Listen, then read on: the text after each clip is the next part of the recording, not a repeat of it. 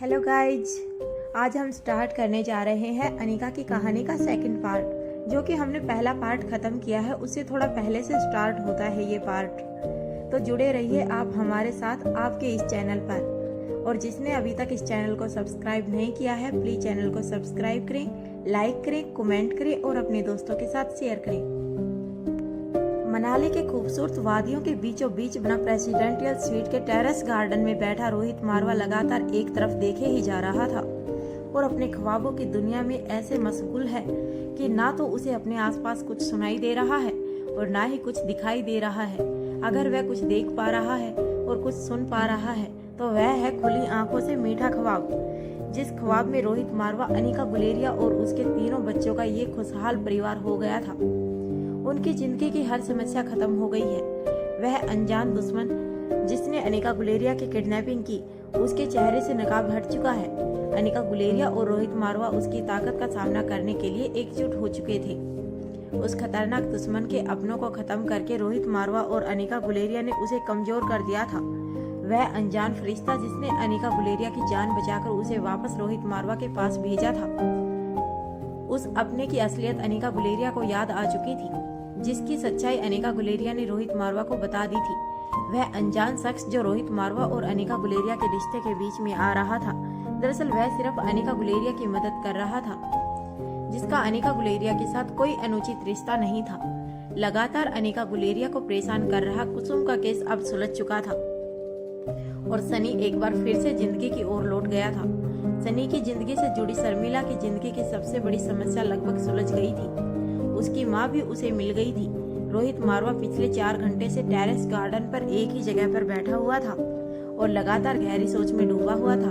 कभी उसके चेहरे पर गुस्से के एक्सप्रेशन होते तो कभी खुशी के, कभी उसका चेहरा एकदम शांत दिखाई देता तो कभी बहुत डिस्टर्ब। मनाली की ठंडी हवाएं रोहित मारवा के चेहरे को छूकर गुजर रही थी।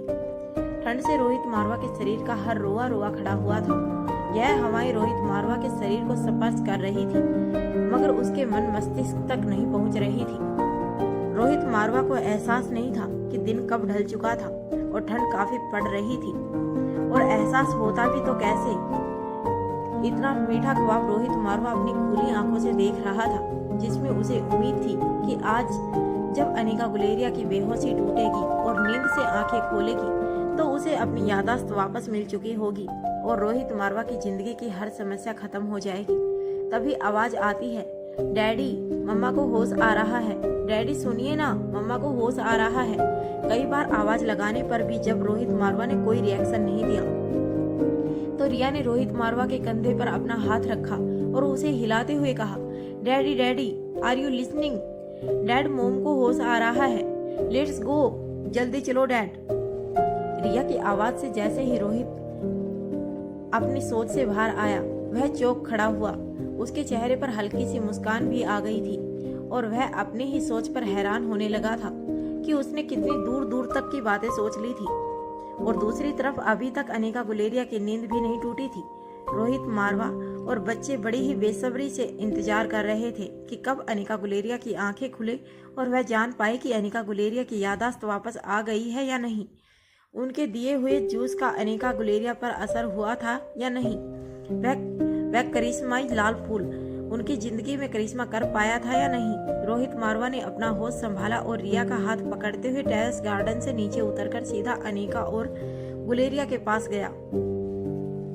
अनिका गुलेरिया बेडरूम के बेड पर लेटी हुई थी और बार बार धीरे धीरे अपने सर को दाएं से बाएं हिला रही थी, मानो वह नींद में कोई ख्वाब देख रही थी। अनिका गुलेरिया के चेहरे के एक्सप्रेशन बार बार बदल रहे थे। अनिका ने अपना एक हाथ अपने सिर के ऊपर रख लिया था और फिर उसे अपनी आंखों पर इस तरह से रख लिया जैसे वह अपनी आंखों को कुछ न देखने के लिए कह रही हो। तभी अनिका गुलेरिया अचानक से उठकर बैठ गई और अपनी दोनों उंगलियां बिस्तर पर रखकर इधर उधर देखने लगी। जब अनिका गुलेरिया को चारों तरफ अच्छी तरह से तसल्ली हो गई कि वह किस जगह पर मौजूद है, तब उसने अपने बच्चों की ओर देखा और इशारे से पास आने के लिए कहा।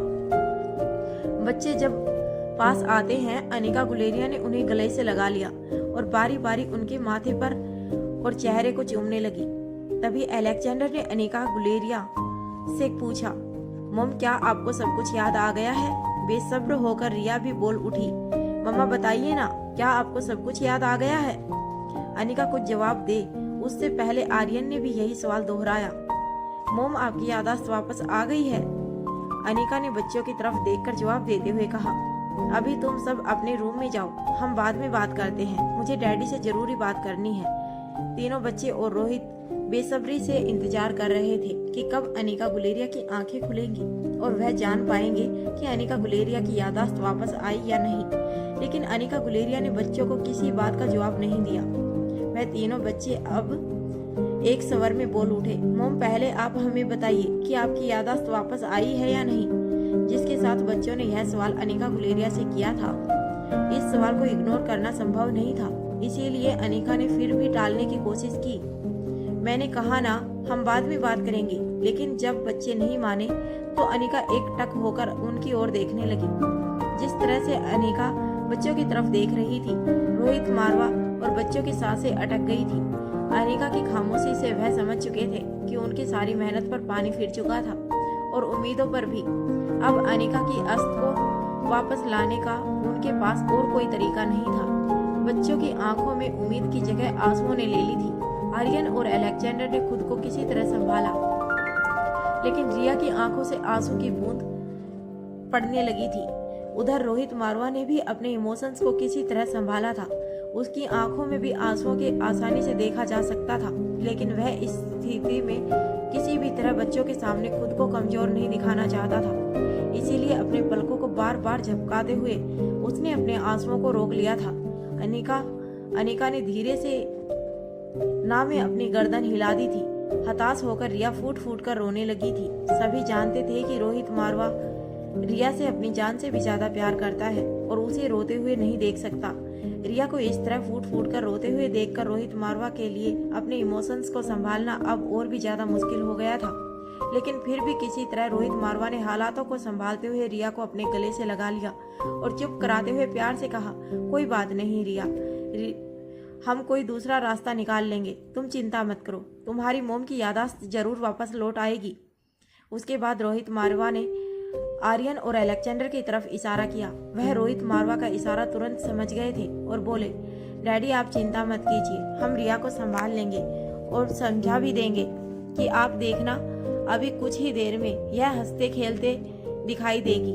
रोहित मारवा ने बच्चों से कहा, अभी फिलहाल तुम सब अपने रूम में जाओ, आपकी मम्मा को डैडी से कुछ जरूरी बात करनी है, हम जल्दी ही बात खत्म करके तुम्हारे पास आ जाएंगे। एक तरफ जहां रोहित मारवा बच्चों को संभालने की कोशिश कर रहा था, वहीं दूसरी तरफ रोहित मारवा के पैरों तले जमीन खिसक रही थी।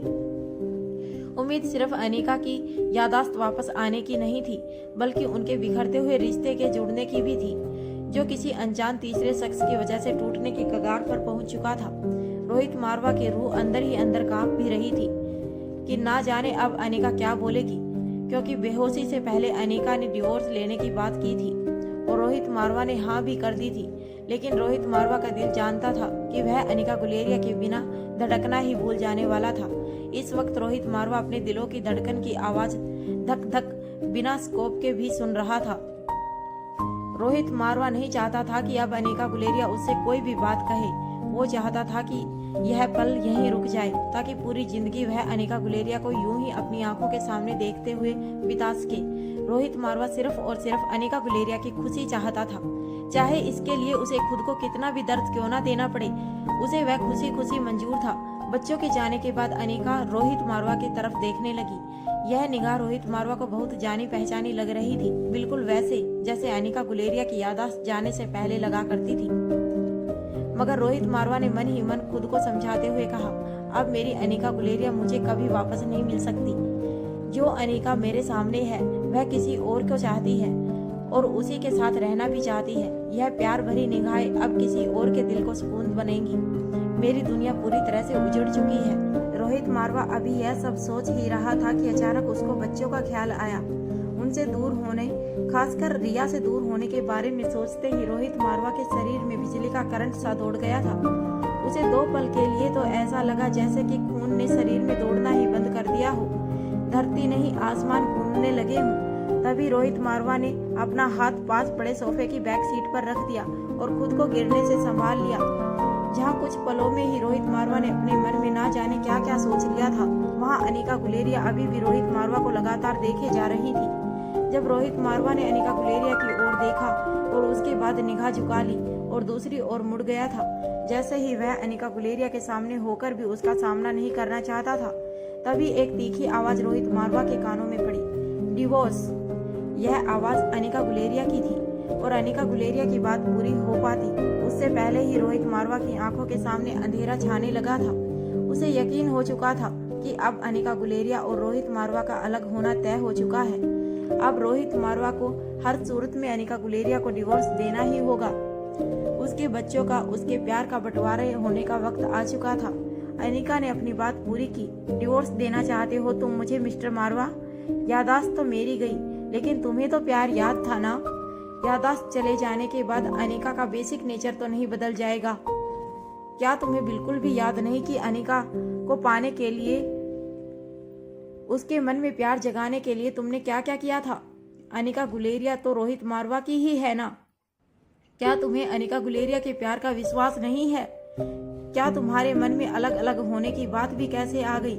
जिस तरह से अनिका ने रोहित से सवाल पूछा था, रोहित की आंखें बड़ी हो गई थी।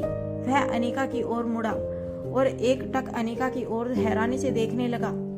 यह हैरानी दो वजह से थी।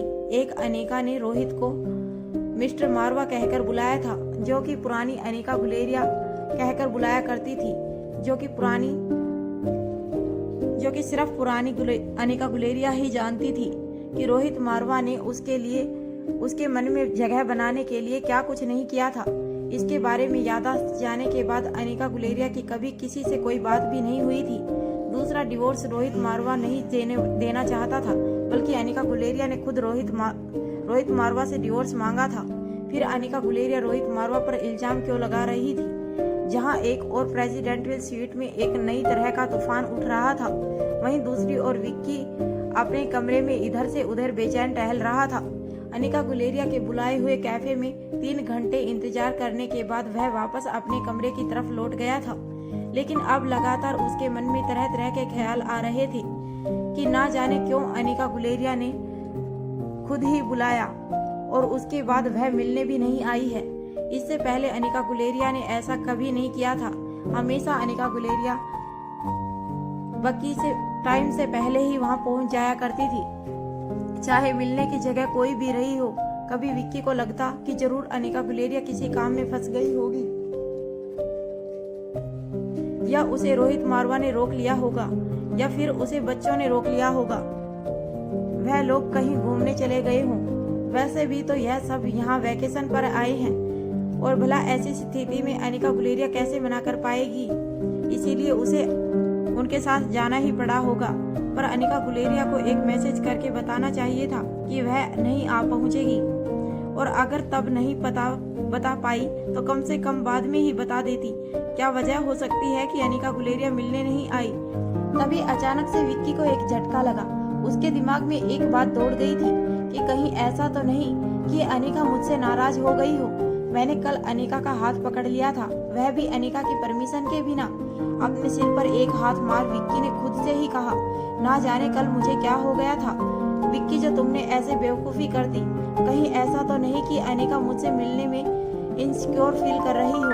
अब जैसे ही अनिका मुझसे मिलेगी, सबसे पहले मैं अनिका से कल के बर्ताव के लिए माफ़ी मांग लूँगा। ऐसा सोचकर फिर से इधर से उधर टहलने लगा। वैसे तो विक्की एक सुलझा हुआ इंसान था, लेकिन आज वह खुद नहीं समझ पा रहा था कि वह अनिका की चिंता की वजह से बेचैन था या अनिका को ना देख पाने की वजह से। तभी उसे ख्याल आया कि मैं खुद ही अनिका को मैसेज करके या फिर कॉल करके पता कर लेता हूँ कि क्या हुआ है।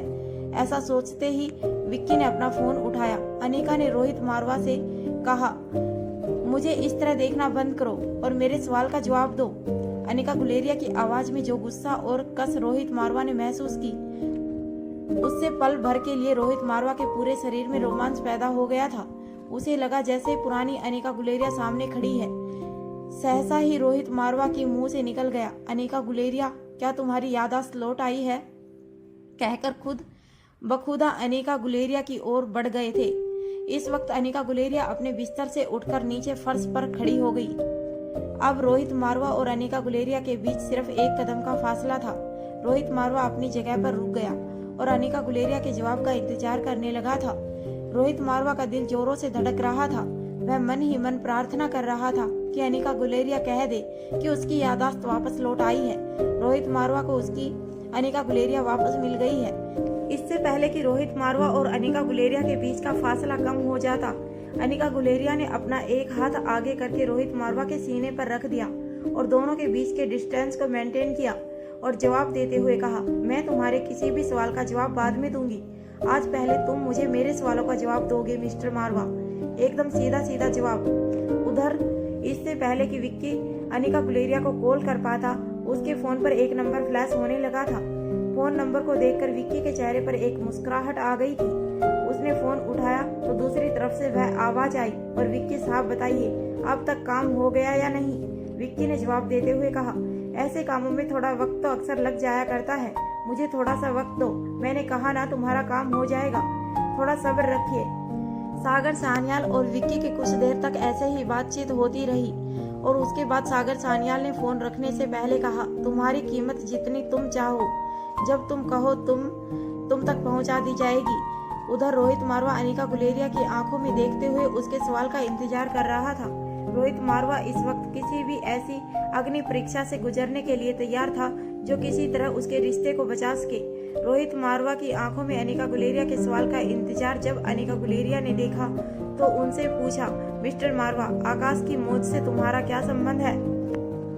यह सवाल अनिका गुलेरिया ने जितना सीधे सीधे पूछा था, रोहित मारवा के लिए यह जैसे उसके ऊपर उठाए गए सवाल जैसा था, मानो अनिका गुलेरिया को आकाश गुलेरिया की मौत को लेकर रोहित मारवा पर शक हो। रोहित मारवा ने पूछा, क्या तुम्हें मुझ पर शक है कि मैं आकाश गुलेरिया की मौत का जिम्मेदार हूँ? अनिका गुलेरिया ने कहा, मैंने तुम्हें पहले ही कहा है, मुझे मेरे सवाल का सीधा सीधा जवाब चाहिए। और सच में भी आजकल मैं तुमसे जब भी कोई सवाल पूछती हूँ तो तुम उसका सीधा और सच्चा जवाब नहीं देते हो, उसे गोल गोल घुमाकर टाल देते हो। और यह भी एक वजह है कि आज हमारे रिश्ते का तुमने डिवोर्स तक पहुंचा दिया है। रोहित मारवा बड़ी धीमी और पोलाइट आवाज में कहा, क्या अनिका गुलेरिया, सच में हमारे रिश्ते को मैंने डिवोर्स तक पहुंचाया है? इससे पहले की बात एक बार फिर से अपना रुख बदलकर दूसरी दिशा में चली जाती, अनिका गुलेरिया ने सख्ती से कहा, मिस्टर मारवा, सीधे सवाल का सीधा जवाब दो। रोहित मारवा ने जवाब देते हुए कहा, क्या तुम मुझ पर विश्वास करोगी अगर मैं कहूँ कि आकाश गुलेरिया की मौत का रिश्ता मेरे साथ नहीं है? हाँ, यह सच है कि हमारे बीच बिजनेस राइवली हमेशा से रही है, लेकिन निजी जिंदगी में वह मेरा बहुत अच्छा दोस्त बन चुका है और यह बात तुम भी जानती हो। तुम्हारे और मेरे लिए आकाश ने जितना किया उसके बदले में मैं चाहे कुछ भी कर लूं, उसकी दोस्ती और रिश्ते की कीमत अदा नहीं कर पाऊंगा। रोहित मारवा की बात का जवाब देते हुए अनिका गुलेरिया ने कहा, जो गलती मैं एक बार कर चुकी हूँ उसे दोबारा नहीं दोहराना चाहूंगी। अनिका गुलेरिया के शब्द सुनते ही रोहित मारवा बड़े ही ध्यान से अनिका गुलेरिया की तरफ देखने लगा। अपनी बात को आगे बढ़ाते हुए अनिका गुलेरिया ने कहा, तुम पर विश्वास करूंगी, लेकिन क्या तुम मुझे कोई बात मुझे बता सकते हो जिससे मैं अपने दिमाग को यह सबूत दे सकूं कि उस एक्सीडेंट के साथ तुम्हारा कोई लेना देना नहीं है? कुछ सोचने के बाद रोहित मारवा ने अनिका गुलेरिया से कहा, उस कंपनी में मिस्टर करण गुलेरिया यानी कि पापा ने आधे से ज्यादा शेयर तुम्हें देने की बात कही थी, लेकिन तुमने इनकार करते हुए आधे से ज्यादा शेयर आकाश गुलेरिया को देने के लिए कह दिया था ताकि कंपनी में किसी भी तरह के डिसीजन लेने में आकाश को दिक्कत ना आए। इतनी बात तो सब जानते हैं, लेकिन इसके अलावा भी एक सच है जो तुम तीनों के अलावा मैं भी जानती हूँ। अनिका गुलेरिया ने पूछा, कैसा सच मिस्टर मारवा? रोहित मारवा ने जवाब देते हुए कहा, इसके बाद ही आकाश गुलेरिया की जीत के कारण मिस्टर करण गुलेरिया एक वहत बनवाए थे जिसके अनुसार उनके जीते जी या मरने के बाद तुम जब चाहो तब तक ही आकाश रिया के पास पावर और अटॉर्नी रहेगा, यानी कि तुम जब चाहो तब कंपनी के 80% शेयर होल्डर्स होने के नाते मालिकाना बन सकती हो। और तुम्हारे बाद हमारी बेटी रिया गुलेरिया। अपनी बात को आगे बढ़ाते हुए रोहित मारवा ने कहा, आकाश उस कंपनी को जिस भी ऊंचाई पर ले जाए, प्रैक्टिकली देखा जाए तो वह कंपनी तुम्हारी है। तुम या रिया जितनी ज्यादा ऊंचाई पर रहोगी, मेरे लिए उतनी ही प्राउड की बात है। अपने दोनों हाथों को फोल्ड करके अनिका को देखते हुए रोहित मारवा ने कहा, जिस कंपनी की मालकिन मेरी पत्नी हो, जिसकी प्रॉपर्टी मेरे क्वीन एंड प्रिंसेस का हो, जिसके लिए किंग को किसी की मौत की साजिश करने की क्या जरूरत हो सकती है। यह तो हुई सबूत की बात। अब दूसरी बात कर लेते हैं।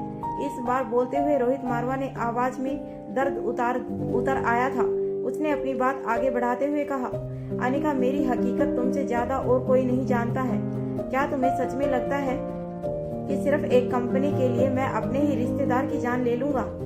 तुम तो जानती ही हो मैं बचपन से ही अपने ही घर में अपनों के बीच कितना बेगाना रहा हूँ। उसके बाद भी मैंने कभी किसी के साथ कोई भी ऐसी हरकत नहीं की कि मुझे अपने आप पर शर्मिंदगी होने लगी।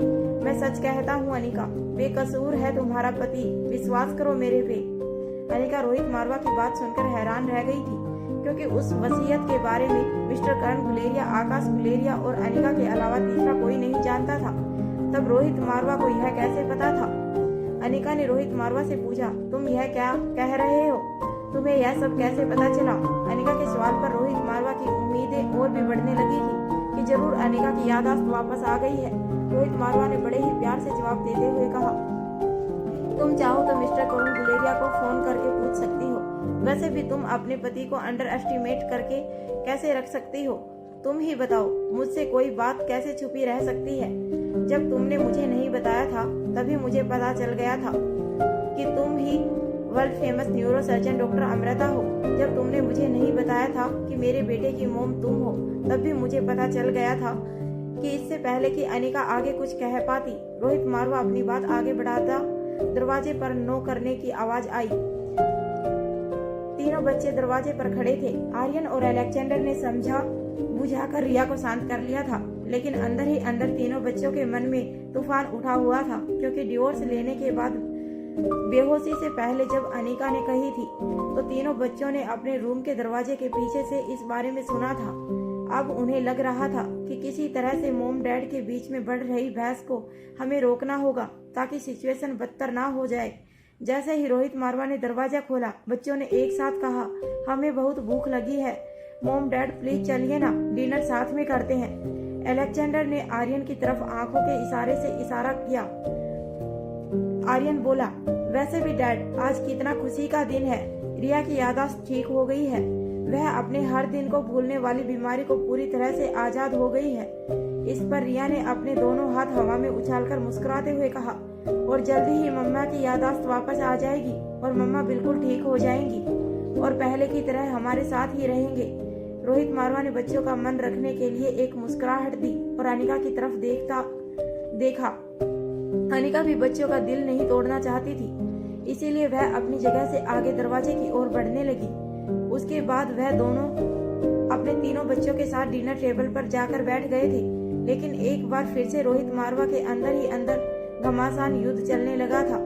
क्या अनिका की याददाश्त वापस आ गई है, या फिर वह सब यह सवाल इसलिए कर रही है क्योंकि वह हमारे रिश्ते को मौका देना चाहती है? अनिका ने ऐसा क्यों कहा कि अनिका तो सिर्फ रोहित मारवा की है? कहीं मैं बेवजह ही अनिका पर शक तो नहीं कर रहा? कहीं अनिका आज भी मन ही मन मुझसे ही तो प्यार नहीं करती जैसे मैं करता हूँ? पर मैंने अनिका को जिस शख्स के साथ देखा था, अनिका उसके बारे में कुछ बता क्यों नहीं रही है? जब मैंने उसके बारे में पूछा तो अनिका ने डिवोर्स की बात क्यों कर दी? यह सब सोच कर रोहित मारवा का दिमाग फटा जा रहा था। जहाँ एक तरफ रोहित मारवा के चेहरे पर तनाव, चिंता, उत्तेजना सब एक साथ दिखाई दे रहा था, वहीं अनिका का चेहरा एकदम शांत दिखाई दे रहा था। बड़े ही प्यार से उसने अपने तीनों बच्चों और रोहित मारवा को खाना सर्व किया था। रोहित मारवा अनिका को बड़े ही ध्यान से देख रहा था और उसकी हर हरकत पर हैरान हो रहा था। सभी ने बैठकर अच्छे से खाना खाया। बच्चे लगातार कोई ना कोई ऐसी बातें करते रहे जिससे कि सब हंस सके। पिछली रात की घटी सारी बातें बच्चे रोहित मारवा को बता चुके थे। अब वह बारी बारी सारी बातें अनिका को भी बताने लगे थे। तभी बीच में रिया ने कहा, mom, you know my both brother are stupid. यह इतना ज्यादा पागल है कि मेरे पीछे पीछे खाई में कूद गए थे। अगर सच में उसमें कोई खतरा होता और अगर मुझे कुछ हो जाता तो क्या यह दोनों खुद बच पाते? इन दोनों ने इतना भी नहीं सोचा। वैसे दोनों बड़े भाई बनते हैं और होशियार भी बनते हैं। इस बात पर सभी हंसने लगे थे। अनिका ने बड़े ही प्यार से अपने दोनों बेटों के सिर पर हाथ फेरा और मन ही मन उस पर प्राउड फील करने लगी थी।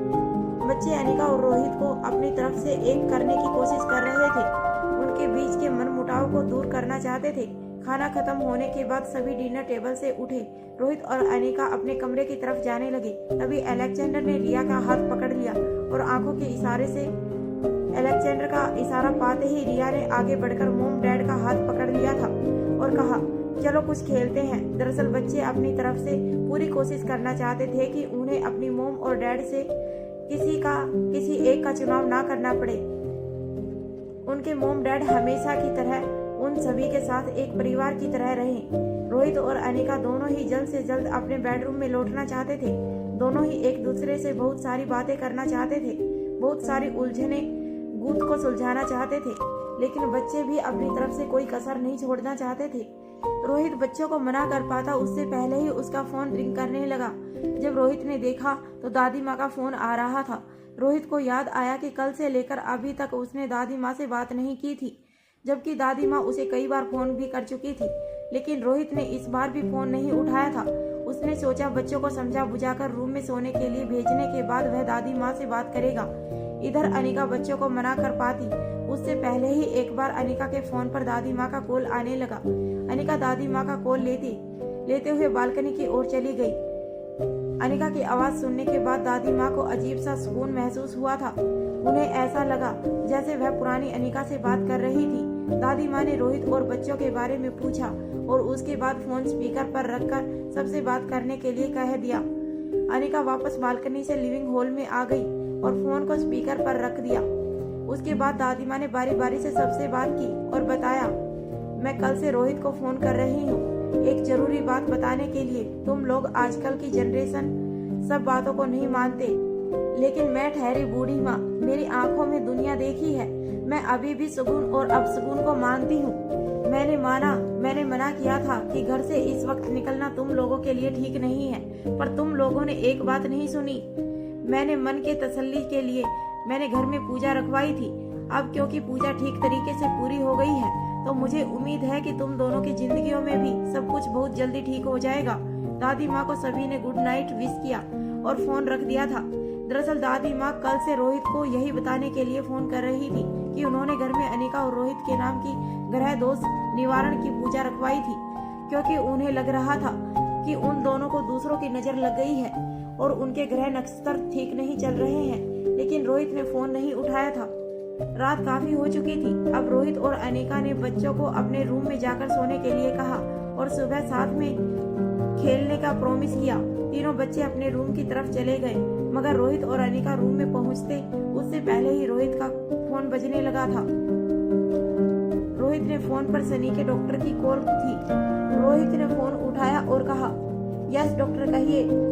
डॉक्टर ने कहा, मिस्टर रोहित मारवा, वैसे तो मैं आपको पहले भी बता चुका हूँ कि सनी की हालत कैसी है। मैंने फिर सनी की बॉडी में मूवमेंट को महसूस किया है, लेकिन अब मुझे सनी की हालत को देखकर डर भी लग रहा है। सनी की बॉडी में पॉजिटिव सिस्टम दिखने के बाद भी अभी तक उसे होश नहीं आया है। मैं चाहता हूँ कि आप एक बार आकर सनी को मिलें और उससे बातें करें। वह भले ही कोमा में है और बातें नहीं कर सकता, लेकिन सुन जरूर सकता है। रोहित ने कहा, क्या कोई चिंता की बात है? डॉक्टर आप मुझे साफ साफ कह सकते हैं, मैं अभी तुरंत वहाँ पहुँचता हूँ। डॉक्टर ने कहा, नहीं मिस्टर मारवा, इतनी चिंता वाली बात नहीं है, आप आराम से सुबह आकर मिल लीजिएगा। इतना कहकर डॉक्टर ने फोन रख दिया। पास में खड़ी अनिका सब कुछ सुन रही थी। अनिका ने रोहित से पूछा, क्या हम अभी जाकर सनी को मिल सकते हैं? अनिका की बात पर हैरान होते हुए रोहित ने कहा, क्या तुम अभी इसी वक्त सनी को मिलने जाना चाहती हो? अनिका ने अपना सिर हाँ में हिला दिया। रोहित ने एक पल के लिए कुछ सोचा और जेंटलमैन की तरह मुस्कुराकर एक हाथ आगे करके अनिका के पहले आगे बढ़ने का इशारा किया। अनिका बाहर की तरफ ना जाकर पहले बच्चों के कमरे की तरफ बढ़ गई और उसके बाद रूम का दरवाजा खोलकर तीनों बच्चे गहरी नींद में सो चुके थे। आज कई दिनों के बाद तीनों बच्चे इतने सुकून की नींद में थे। अनिका ने वापस दरवाजा बंद किया और प्रेसिडेंटल सीट से बाहर की ओर चल पड़ी। रोहित और अनिका के बाहर आते ही सिक्योरिटी गार्ड्स अलर्ट पोजीशन में आ गए और वह कुछ साथियों के साथ उनके पीछे पीछे चलने लगे। अनिका रोहित की तरफ मुड़ी और धीमी आवाज में कहने लगी, किंग के लिए क्वीन जितनी जरूरी है, क्या प्रिंसेस उससे भी ज्यादा जरूरी नहीं है? बच्चों की सिक्योरिटी ज्यादा इम्पोर्टेंट है। अनिका ने जिस अंदाज में रोहित की आंखों में आंखें डालकर यह बात कही थी, रोहित के दिल की धड़कनें बढ़ गई। कभी उसे लगता कि उसे खुश होना चाहिए और कभी लगता कि उसे पहले अनिका से कंफर्म करना चाहिए। वह अनिका से कुछ पूछना चाहता था, लेकिन आसपास सिक्योरिटी गार्ड को देखकर चुप रहना बेहतर समझा। रोहित ने गार्ड्स को इशारा किया। रोहित का इशारा मिलते ही गार्ड में से एक आधे गार्ड्स वापस रेसिडेंशियल सीट की तरफ चले गए थे और बचे हुए गार्ड्स रोहित के साथ अनिका के साथ आगे की ओर बढ़ गए थे। लिफ्ट से होकर जैसे ही रोहित और अनिका बाहर पहुंचे, ड्राइवर कार के साथ पहले से ही खड़ा था। जैसे ही रोहित ने अनिका के लिए कार का दरवाजा खोला, अनिका ने रोहित की तरफ देखकर कहा, ड्राइविंग मैं करूंगी। रोहित के चेहरे पर हल्की सी मुस्कुराहट आ गई। उसने ड्राइवर को इशारा किया। ड्राइवर तुरंत गाड़ी से बाहर आ गया था और अनिका जाकर ड्राइविंग सीट पर बैठ गई थी। कार को आगे बढ़ाते हुए अनिका ने रोहित से पूछा, तो आप बताइए मिस्टर मारवा, सनी के साथ उस दिन क्या हुआ था जब तुम दोनों साथ में थे? अनिका का सवाल सुनते ही पल भर के लिए रोहित के दिल की धड़कन रुक गई और उसके दिल जोरों से धड़कने लगा। उसे ऐसा लग रहा था जैसे कुछ बिजली की तारें उसके दिल के हाथों की ओर, कुछ पैरों की ओर, कुछ उसके सिर की ओर करंट के साथ बह रही हैं। रोहित ने किसी तरह अपने चेहरे के एक्सप्रेशन को संभाला, लेकिन फिर भी अनिका ने रोहित के चेहरे के भाव देख लिए थे।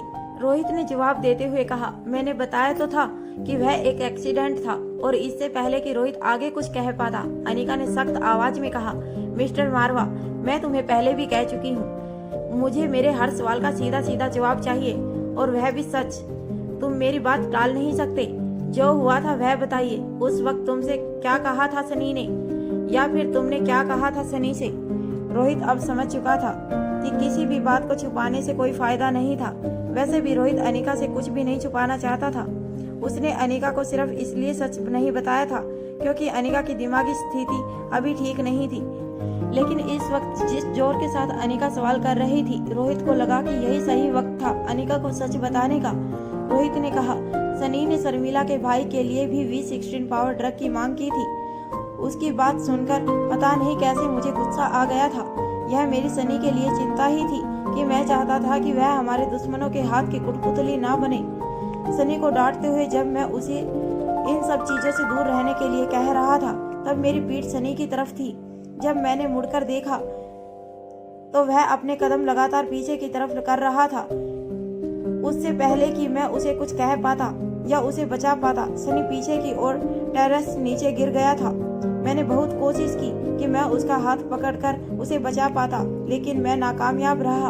और उसके बाद क्या हुआ यह तो तुम जानती ही हो। अनिका ने हैरानी से रोहित की तरफ देखा। अनिका की आंखों में हैरानी देखकर रोहित ने कहा, V16 पावर ड्रग क्या है यह मैं तुम्हें फिर बाद में आराम से बता दूंगा। इस पर अनिका ने जवाब देते हुए कहा, इसकी कोई जरूरत नहीं है, मुझे पता है V16 पावर ड्रग क्या है। रोहित ने जैसे ही अनिका के मुंह से यह बात सुनी, उसने झट से अनिका से पूछा, इसका मतलब है कि तुम्हारी?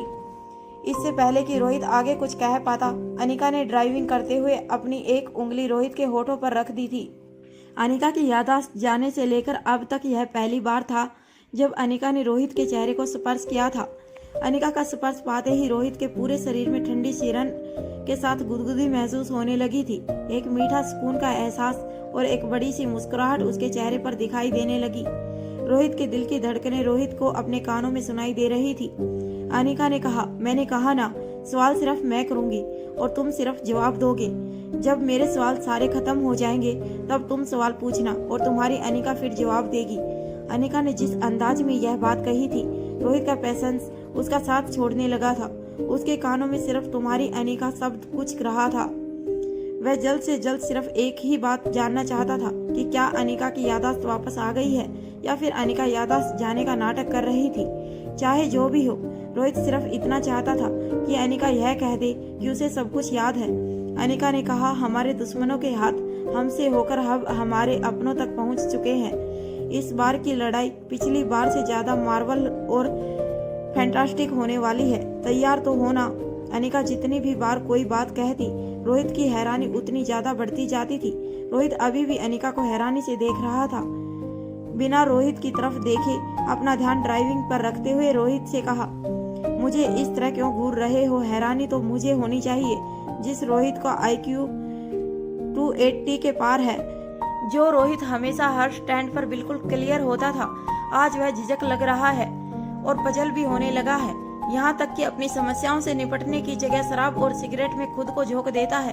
वह रोहित जिसने अपने परिवार के लिए दुश्मन की गोली अपने सीने पर खाई हो, उसे आज इंस्पेक्टर केजरीवाल से आपका क्या रिश्ता है मिस्टर मारवा? अनिका का हर सवाल रोहित के लिए किसी हाइड्रोजन बम के हमले से कम नहीं लग रहा था और रोहित इस वक्त खुद को इतना बेबस महसूस कर रहा था कि सिवाय इस हमले को अपने ऊपर झेलने के उसके पास और कोई चारा नहीं था।